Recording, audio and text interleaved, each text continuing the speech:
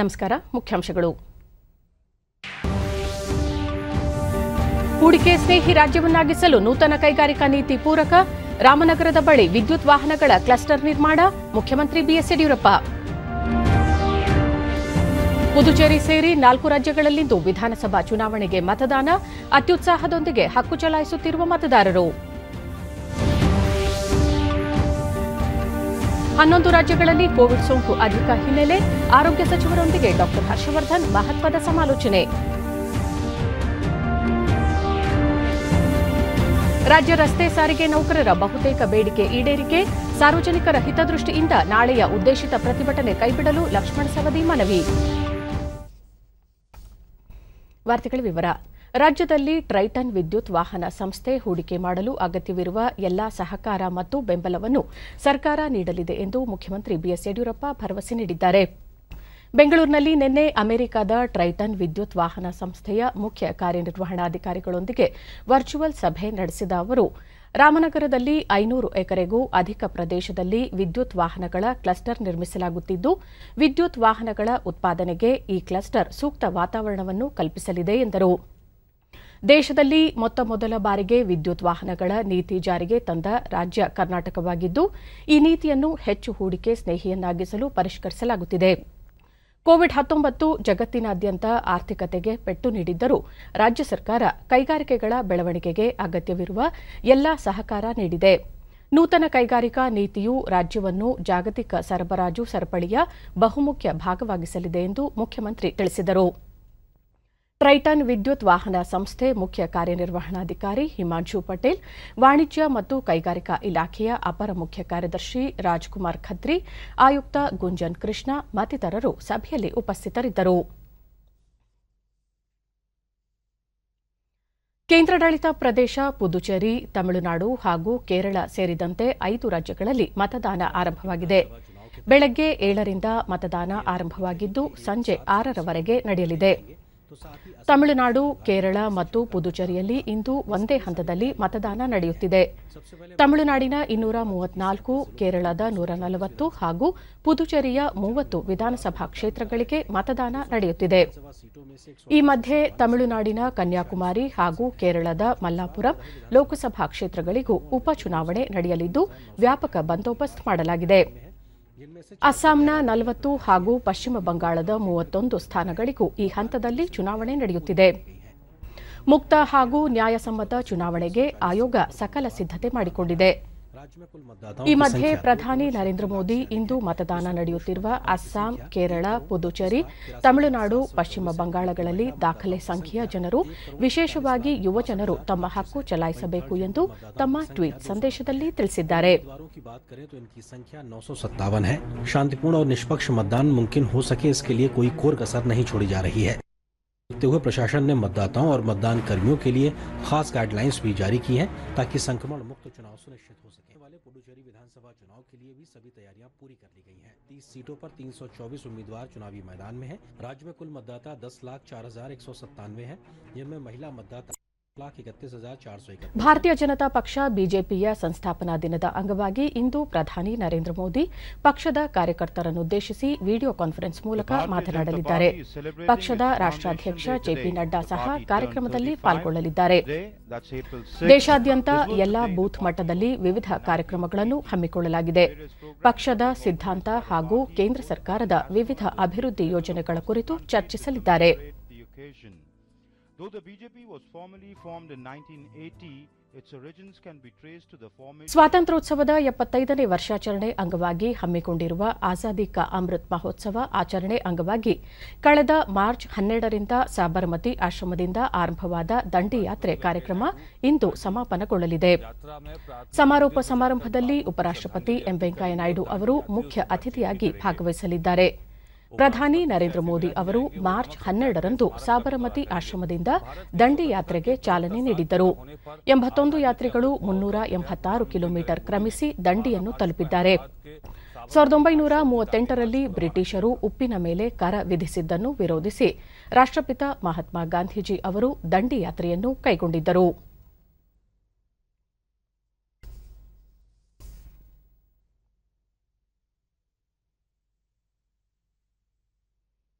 ಕೇಂದ್ರ ಆರೋಗ್ಯ ಸಚಿವ ಡಾ ಹರ್ಷವರ್ಧನ್ ಅವರಿಂದು ಕೋವಿಡ್-19 ಸೋಂಕು ಅಧಿಕವಾಗಿರುವ 11 ರಾಜ್ಯ ಮತ್ತು ಕೇಂದ್ರಾಡಳಿತ ಪ್ರದೇಶಗಳ ಆರೋಗ್ಯ ಸಚಿವರೊಂದಿಗೆ ಸಭೆ ನಡೆಸಲಿದ್ದಾರೆ.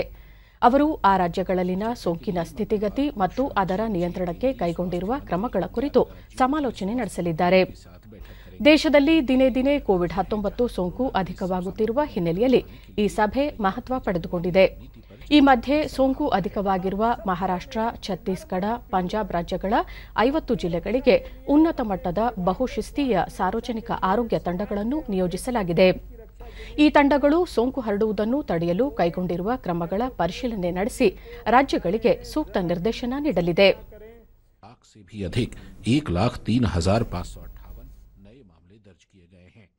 ದೇಶದಲ್ಲಿ ಕೋವಿಡ್-19 ಎರಡನೇ ಅಲೆ ಸೋಂಕು ದಿನೇ ದಿನೇ ಹೆಚ್ಚಳವಾಗುತ್ತಿರುವ ಹಿನ್ನೆಲೆಯಲ್ಲಿ ಪ್ರಧಾನಿ ನರೇಂದ್ರ ಮೋದಿ ಇದೇ 8ರಂದು ಎಲ್ಲಾ ರಾಜ್ಯ ಹಾಗೂ ಕೇಂದ್ರಾಡಳಿತ ಪ್ರದೇಶಗಳ ಮುಖ್ಯಮಂತ್ರಿಗಳೊಂದಿಗೆ ಮಹತ್ವದ ಸಮಾಲೋಚನೆ ನಡೆಸಲಿದ್ದಾರೆ. ಸೋಂಕು ಅಧಿಕವಾಗಿರುವ ರಾಜ್ಯಗಳಲ್ಲಿನ ವಸ್ತುಸ್ಥಿತಿ, ರಾಜ್ಯ ಸರ್ಕಾರಗಳು ಕೈಗೊಂಡಿರುವ ಮುಂಜಾಗ್ರತಾ ಕ್ರಮಗಳ ಕುರಿತು ವಿಡಿಯೋ ಕಾನ್ಫರೆನ್ಸ್ ಮೂಲಕ ಚರ್ಚಿಸುವ ನಿರೀಕ್ಷೆಯಿದೆ. ಇದೇ 8ರಂದು ಸಂಜೆ 6:30ಕ್ಕೆ ವಿಡಿಯೋ ಕಾನ್ಫರೆನ್ಸ್ ಮೂಲಕ ನಡೆಯುವ ಸಂವಾದದಲ್ಲಿ ಕೇಂದ್ರ ಸಚಿವರುಗಳು, ಹಿರಿಯ ಅಧಿಕಾರಿಗಳು ಸಹ ಭಾಗವಹಿಸುವ ಸಾಧ್ಯತೆಯಿದೆ. ನಿನ್ನೆಯಷ್ಟೇ ಪ್ರಧಾನಿ ಕೋವಿಡ್ ಸೋಂಕು ನಿಯಂತ್ರಣ ಮತ್ತು ಲಸಿಕಾ ಕಾರ್ಯಕ್ರಮದ ಬಗ್ಗೆ ಉನ್ನತಾಧಿಕಾರಿಗಳಿಂದ ಮಾಹಿತಿ ಪಡೆದಿದ್ದರು.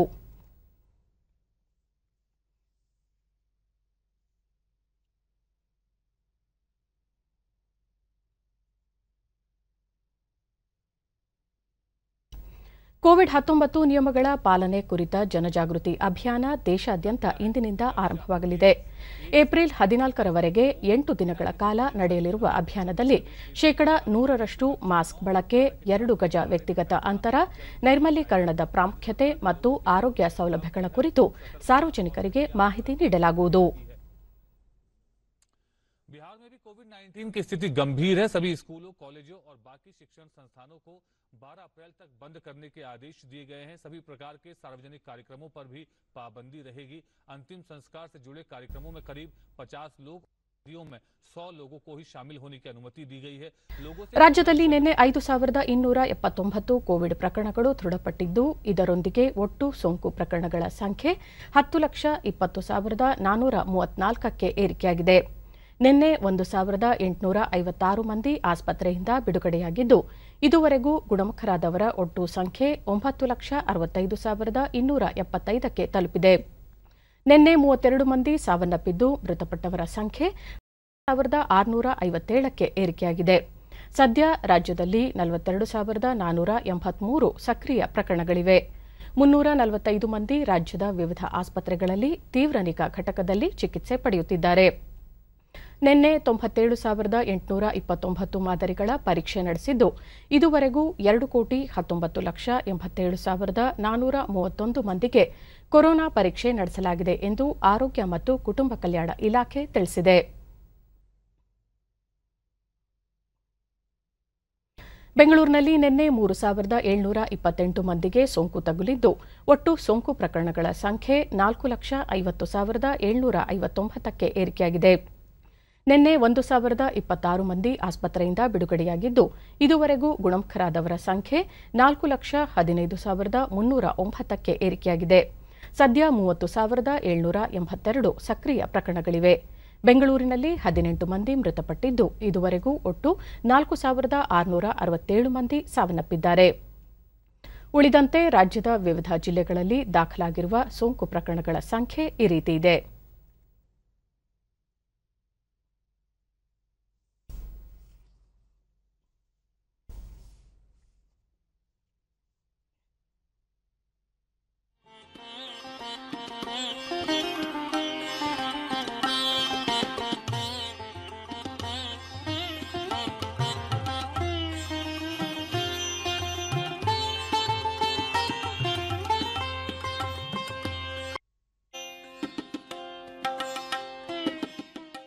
ರಾಜ್ಯ ರಸ್ತೆ ಸಾರಿಗೆ ಸಂಸ್ಥೆ ನೌಕರರು ಇದೇ 7ರಂದು ನಡೆಸಲು ಉದ್ದೇಶಿಸಿರುವ ಪ್ರತಿಭಟನೆಯನ್ನು ಕೈಬಿಡುವಂತೆ ಸಾರಿಗೆ ಸಚಿವರೂ ಆದ ಉಪಮುಖ್ಯಮಂತ್ರಿ ಲಕ್ಷ್ಮಣ ಸವದಿ ಬೆಂಗಳೂರಿನಲ್ಲಿ ನಿನ್ನೆ ಮನವಿ ಮಾಡಿದ್ದಾರೆ. ಪ್ರತಿಭಟನೆಯಿಂದ ಸಾರ್ವಜನಿಕರಿಗೆ ತೊಂದರೆಯಾಗಲಿದ್ದು, ಸರ್ಕಾರವು ಈಗಾಗಲೇ ನೌಕರರ 10 ಬೇಡಿಕೆಗಳ ಪೈಕಿ 8 ಬೇಡಿಕೆಗಳನ್ನು ಈಡೇರಿಸಿದೆ. ನೌಕರರ ಬೇಡಿಕೆಯಂತೆ ವೇತನ ಪರಿಷ್ಕರಣೆಗೂ ಸರ್ಕಾರ ಬದ್ಧವಾಗಿದೆ. ಚುನಾವಣಾ ನೀತಿ ಸಂಹಿತೆ ಜಾರಿಯಲ್ಲಿರುವುದರಿಂದ ಈ ಬೇಡಿಕೆಯನ್ನು ಸರ್ಕಾರ ಮುಂದಿನ ದಿನಗಳಲ್ಲಿ ಪರಿಶೀಲಿಸಲಿದೆ ಎಂದರು. ಸರ್ಕಾರದ ಸಮ್ಮತಿಯ ನಂತರವೂ ನೌಕರರು ಮುಷ್ಕರ ನಡೆಸಿದರೆ ಸಾರ್ವಜನಿಕರು, ವಿದ್ಯಾರ್ಥಿಗಳು ಸೇರಿದಂತೆ ಜನಸಾಮಾನ್ಯರಿಗೆ ತೊಂದರೆಯಾಗಲಿದೆ. ಹಾಗೊಂದು ವೇಳೆ ಪ್ರತಿಭಟನೆಗೆ ಮುಂದಾದರೆ ಖಾಸಗಿ ಬಸ್ಗಳ ನೆರವು ಪಡೆಯಲಾಗುವುದು ಎಂದು ತಿಳಿಸಿದರು. ಕೊರೋನಾ ಸೋಂಕಿನಿಂದಾಗಿ ರಾಜ್ಯದಲ್ಲಿ ಸಾರಿಗೆ ಸಂಸ್ಥೆಗಳು ನಷ್ಟದಲ್ಲಿವೆ. ಸದ್ಯ 65% ಪ್ರಯಾಣಿಕರು ಮಾತ್ರ 4 ನಿಗಮಗಳಲ್ಲಿ ಸಂಚರಿಸುತ್ತಿದ್ದಾರೆ. ಸಿಬ್ಬಂದಿ ವೇತನ ಮತ್ತು ಇಂಧನಕ್ಕಾಗಿ ಹೆಚ್ಚಿನ ಹಣ ವೆಚ್ಚವಾಗುತ್ತಿದೆ. ಇಂತಹ ಸಂದರ್ಭದಲ್ಲಿ ನೌಕರರ ಬೇಡಿಕೆಯನ್ನು ಈಡೇರಿಸಲು ಸರ್ಕಾರ ಸಮ್ಮತಿಸಿದ್ದರೂ ಪ್ರತಿಭಟನೆ ನಡೆಸುವುದು ಸರಿಯಲ್ಲ ಎಂದರು. ಅನಿವಾರ್ಯ ಮತ್ತು ಅವಶ್ಯಕತೆ. ಇದನ್ನು ನಾವು ಕೇಂದ್ರ ಚುನಾವಣಾ ಆಯೋಗಕ್ಕೆ ಈಗಾಗಲೇ ಪ್ರಸ್ತಾವನೆಯನ್ನು ಕಳಿಸಿಕೊಟ್ಟಿದ್ದೀವಿ. ಕೇಂದ್ರ ಚುನಾವಣೆ ಆಯೋಗದವರು ನಮಗೇನಾದರೂ ಮುಕ್ತ ಅವಕಾಶ ಮಾಡಿಕೊಟ್ರೆ, ಇವತ್ತೇ ಬರಲಿ ಅಥವಾ ನಾಳೆ ಬರಲಿ, ಬಂದರೆ ನಾವು ಪೂರಕವಾಗಿರ್ತಕ್ಕಂಥ ಈಗಾಗಲೇ ನಾವು ಹಣಕಾಸಿನ ಇಲಾಖೆಯ ಅಧಿಕಾರಿಗಳ ಜೊತೆಗೆ ಮುಖ್ಯಮಂತ್ರಿಗಳ ಅಧ್ಯಕ್ಷತೆಯಲ್ಲಿ ಸಭೆಯನ್ನು ಕೂಡ ನಾವು ಮಾಡಿದ್ವಿ. ಮಂಗಳೂರು ಜಿಲ್ಲೆಯ ಬಾವುಟಗುಡ್ಡೆ ಗ್ರಾಮದಲ್ಲಿರುವ ಟ್ಯಾಗೋರ್ ಉದ್ಯಾನವನದಲ್ಲಿ ಅಮರ ಸುಳ್ಯ ಸ್ವಾತಂತ್ರ್ಯ ಸಮರ ಸ್ಮರಣಾ ದಿನ ಕಾರ್ಯಕ್ರಮ ನಿನ್ನೆ ಹಮ್ಮಿಕೊಳ್ಳಲಾಗಿತ್ತು. ಕಾರ್ಯಕ್ರಮದಲ್ಲಿ ಸ್ಥಳೀಯ ಜನಪ್ರತಿನಿಧಿಗಳು ಸೇರಿದಂತೆ ಜಿಲ್ಲಾಧಿಕಾರಿ ಡಾ ಕೆವಿ ರಾಜೇಂದ್ರ ಉಪಸ್ಥಿತರಿದ್ದರು.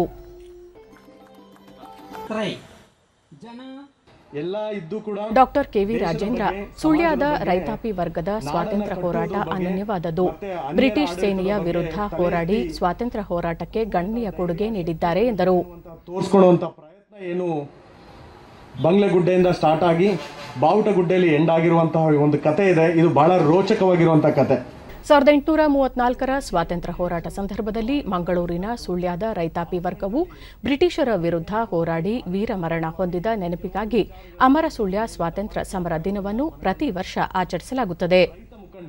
ಇದರಲ್ಲಿ ಬಹಳ ಇಂಪಾರ್ಟೆಂಟ್ ಅನ್ನುವಂಥ ಒಂದು ಪಾಯಿಂಟ್ ಅಂದರೆ, ಯಾರಿಗೂ ಕೂಡ ಯುದ್ಧ ಶಸ್ತ್ರ ಅಭ್ಯಾಸಗಳಿಲ್ಲದೆ ಇರುವಂತಹ ಒಂದು ರೈತ ಮುಖಂಡರುಗಳು ಅದರ ನೇತೃತ್ವವನ್ನು ತಗೊಂಡು ಆ ಧೈರ್ಯ, ಆ ಕ್ರಾಂತಿಯ ಮನೋಭಾವನೆ, ಆ ಧೈರ್ಯ.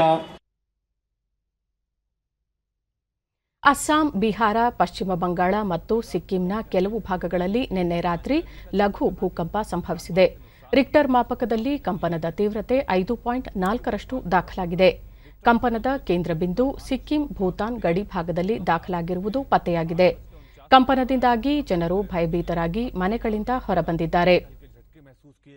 ಪ್ರಧಾನಿ ನರೇಂದ್ರ ಮೋದಿ ಸಿಕ್ಕಿಂ ಗಡಿಯಲ್ಲಿ ಭೂಕಂಪದಿಂದಾಗಿರುವ ಹಾನಿಯ ಬಗ್ಗೆ ಖುದ್ದು ಪರಿಸ್ಥಿತಿಯನ್ನು ಅವಲೋಕಿಸಿದ್ದಾರೆ.